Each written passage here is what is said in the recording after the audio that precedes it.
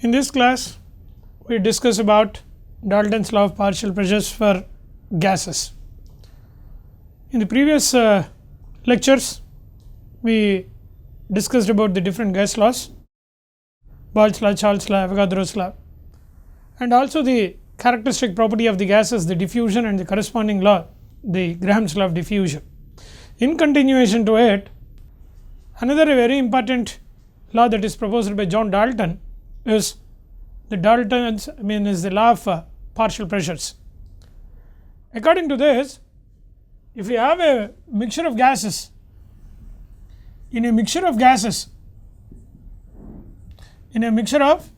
non-reactive gases,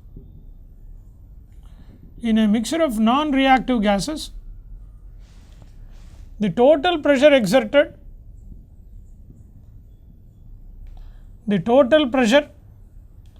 exerted by the mixture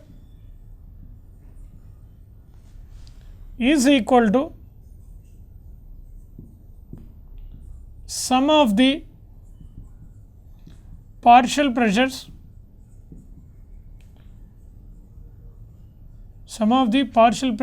of all the gases in the mixture.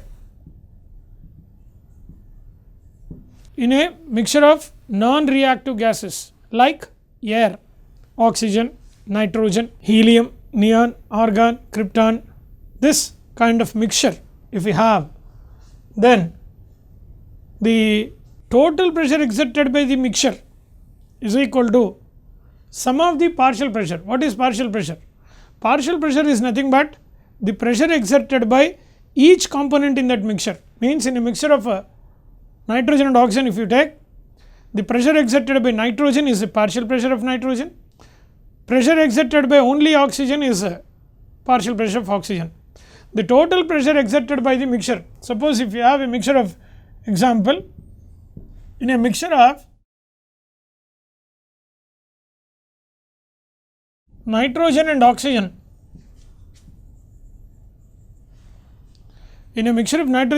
gases, if P1 is partial pressure of nitrogen, P2 is partial pressure of oxygen, and P is total pressure of the mixture, then P is equal to P1 plus P2. That is pressure exerted by nitrogen plus pressure exerted by oxygen. This is what the Dalton's law says. And like this, in any mixture of non-reactive gases, it is the same thing. Even if you have n number of components, means n number of gases in the mixture, then also this is applicable, provided none of the gases present in the mixture are reactive. For example, this law is not applicable for a mixture of reactive gases like a mixture of H2 and Cl2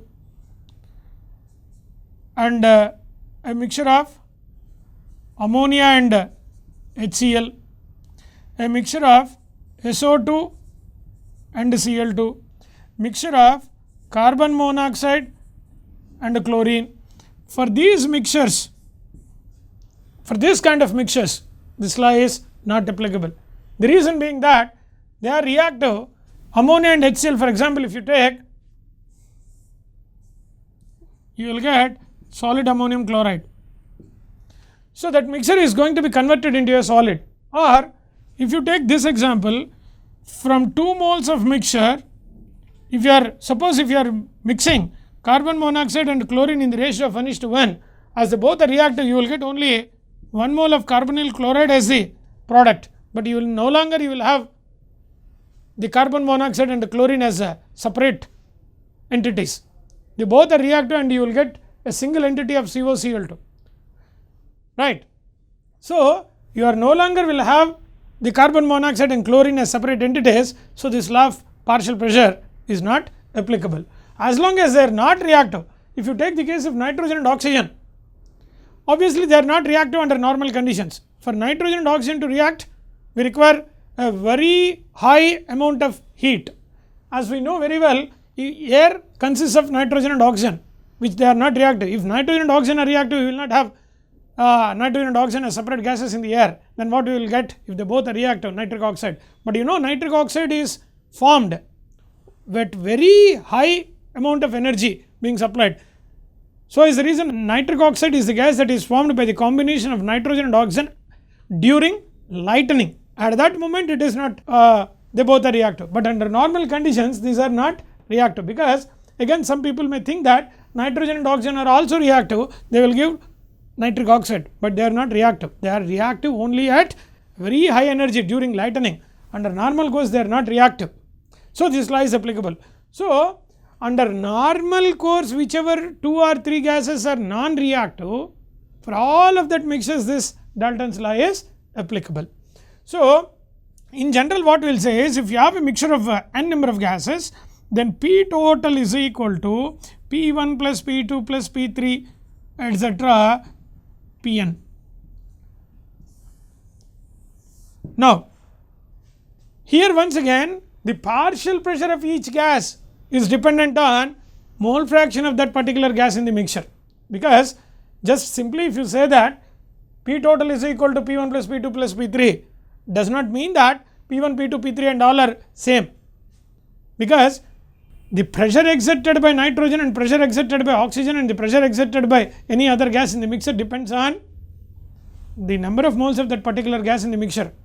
Suppose nitrogen mole fraction is 0.1, oxygen mole fraction is 0.2, helium mole fraction is 0.3. Then obviously the pressure exerted by helium will be more than the pressure exerted by nitrogen and oxygen. So, this in turn depends on what? The mole fraction of the mixture, mole fraction of each gas in the mixture. So, that partial pressure, so P1 obviously will be equal to Xi into total pressure, where Xi is the mole fraction of that particular, or X1 sorry, for a first gas P1, that is pressure exerted by gas 1 is equal to mole fraction of gas 1 in the mixture into total pressure, P total, right.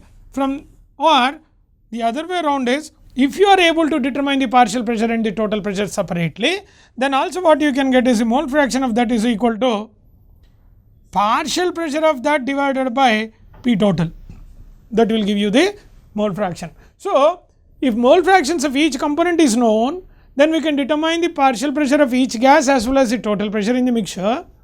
Or if you know the partial pressure of each gas and also the total pressure, if you know the partial pressure of each gas, obviously also we know the total pressure, because sum of all that is nothing but the total.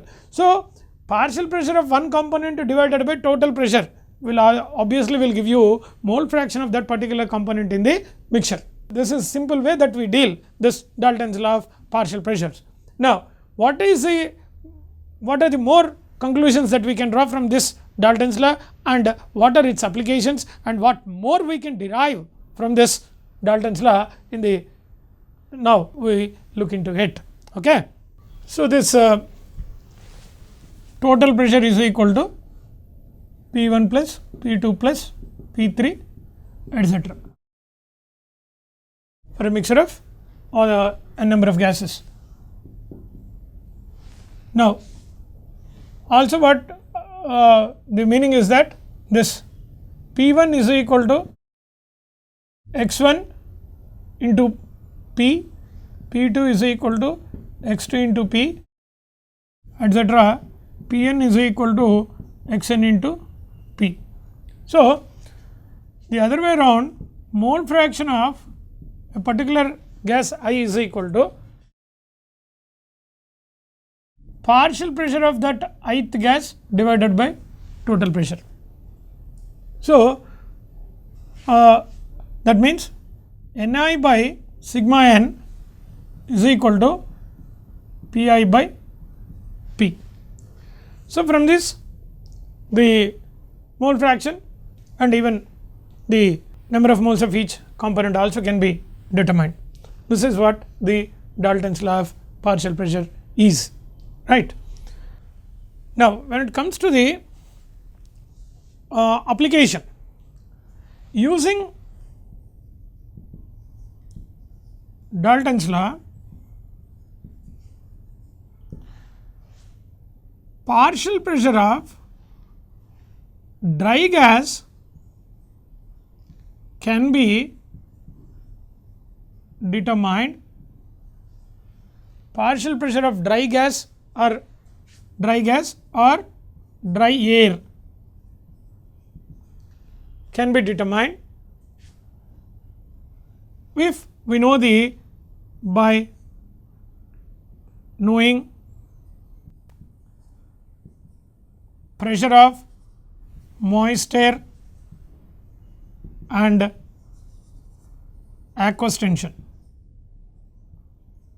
because moist air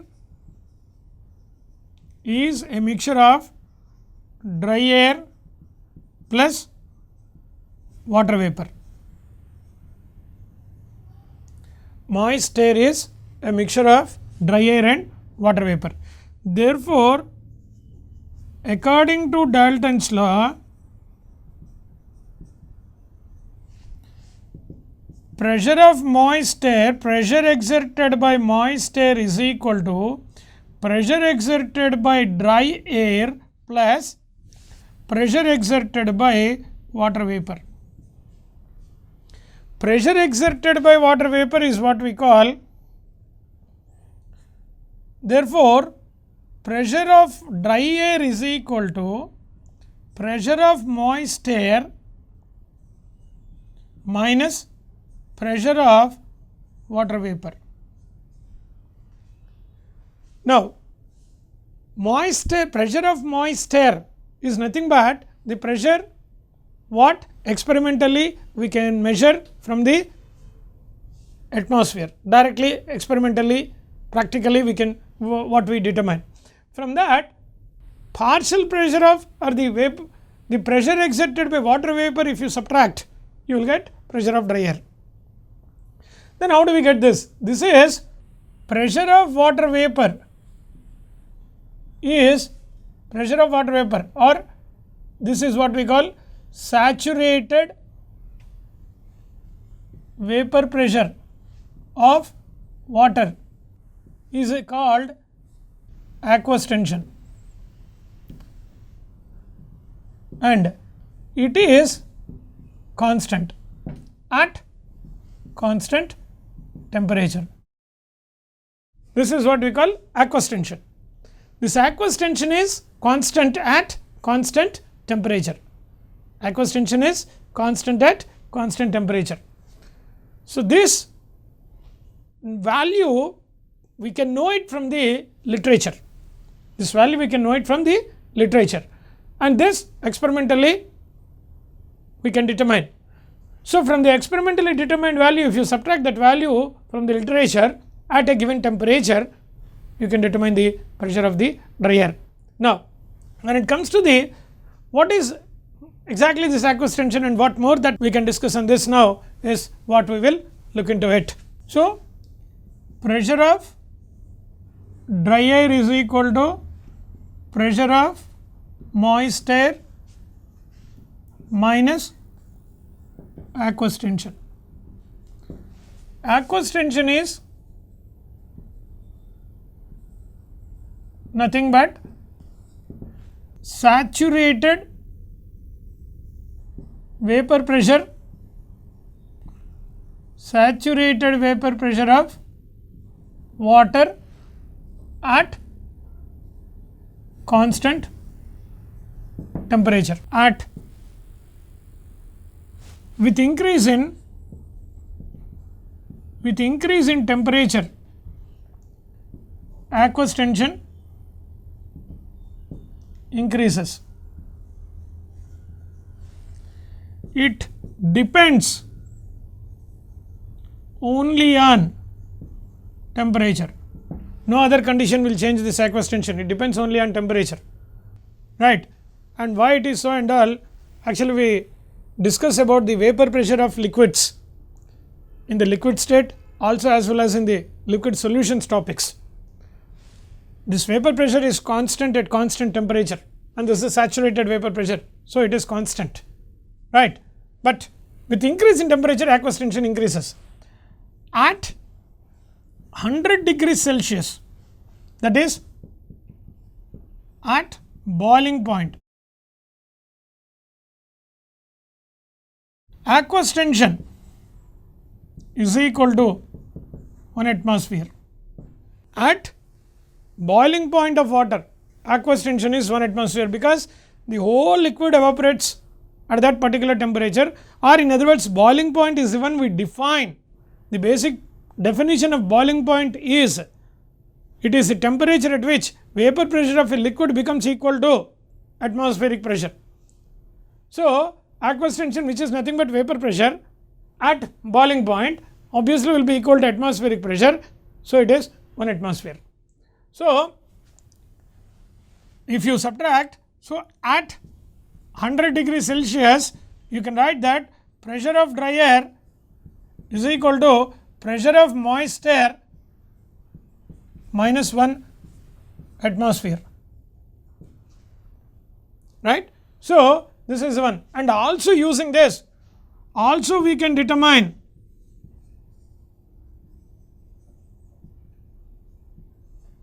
the relative humidity in air, relative humidity in air. How do we determine? Relative humidity RH is equal to pressure of water vapor in air, that is partial pressure of water, divided by aqueous tension into 100. Relative humidity, which we regularly listen in the weather reports. Relative humidity is nothing but which gives us about the percentage of moisture in the air. Percentage of moisture in the air is nothing but relative humidity. Relative humidity means percentage of water in the total air.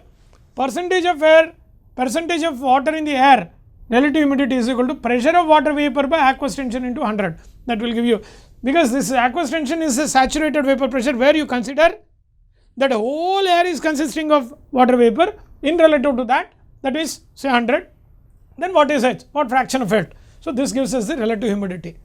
And also what we can determine using this is, if once you measure the partial pressure aqueous tension, then also we can say that whether a given salt is the hygroscopic nature of the salt, whether the salt is efflorescent or not, whether a given salt is efflorescent or not, also we can determine. Efflorescence means whether salt absorbing water vapor is what we call efflorescence. If the partial pressure of salt, mean hydrated salt like CuSO4 5H2O becomes CuSO4 plus CuSO4 dot 2H2O plus 3H2O vapor. Now, for this equilibrium constant, it depends on the pressure of water vapor. If this is pressure due to this water vapor is less than aqueous tension, then the salt is efflorescent, it still can absorb water, or if this is greater than the aqueous tension, then it will release water vapor. Then, so whether the salt is hygroscopic or efflorescent, if this pressure is, again I am repeating, if this pressure is less than the saturated vapor pressure of water, that is aqueous tension in the air, still it can absorb water. So, that in that case it will become hygroscopic, still it can absorb. But on the other hand, if this is more, that means this cannot absorb any more water, or rather it will give out water to the atmosphere. In that case, that means it is a fluorescent, right? And in that process, some salts also will appear in different colors, they will give light. So this is what we call hygroscopic and a fluorescent. So using this Dalton's law, or the main application of Dalton's law is that we first of all we can determine the pressure of dry air, we can determine relative humidity, we can determine whether the salt is a fluorescent or hygroscopic or not. These are all the things what we can understand, what we can determine by applying the concept of this Dalton's law of partial pressures.